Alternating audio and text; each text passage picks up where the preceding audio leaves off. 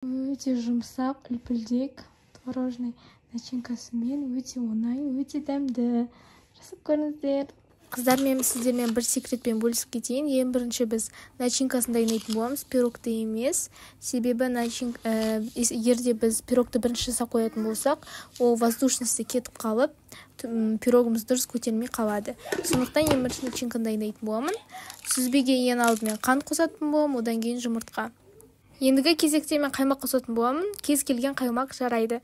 Және де миксермен немесе блендермен творогымызды езіп аламын. Біздің салмамыз дайын болды. Мен оны кондитерлік мешокқа салатын боламын. Ендігі кезекте біз бисквит жасайтын боламыз. Оған бізге 3 жұмыртқа қажет болады.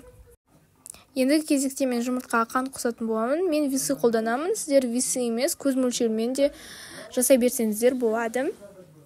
Менің каналыма подписка жасауды ұмытпаңыздар. Осындай пайдалы рецепттерді көретін боласыздар. Енді мен миксерді қолданамын. Осылай ақ болып көпіреді. Енді кезекте мен оған сүт қосатын боламын, және де май. Менде үйде осындай ашып кеткен йогурт болған, мен оны да қоса салдым. Кез келген қаймақ қосаңыздар да болады, айран қосаңыздар болады. Бірақ көп қоспаңыздар. Бұл бисквитке бізге көп сұйық нәрсе қосуға болмайды. Барлық граммдарды мен описанияға жазып кететін боламын.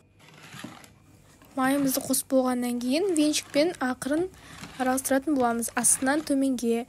Бұл бисквитті істеген кезде сіздерде өте объемный болып, күшті көтерілу үшін оны көп араластыруға болмайды. Разрыхлительмен ұнымызды қосатын боламыз. Барлық граммдар описаниеде. Және де маған подписка жасауды ұмытпаңыздар. Мен сіздермен күшті рецепттермен бөлісуге тырысатын боламын. Астынан үстіге ақырын араластыратын боламыз. Дәл видеодағыдай жасаңыздар.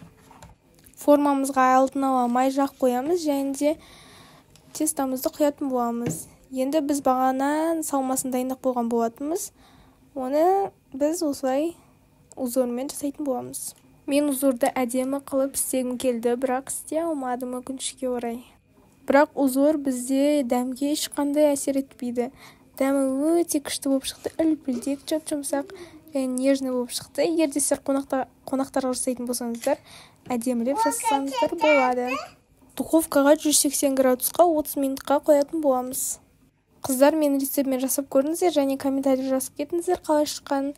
Өте күшті болып шықты. Мен айта бермей, өздеріңіз істеп көріңіздер, мен мақтай бергенше.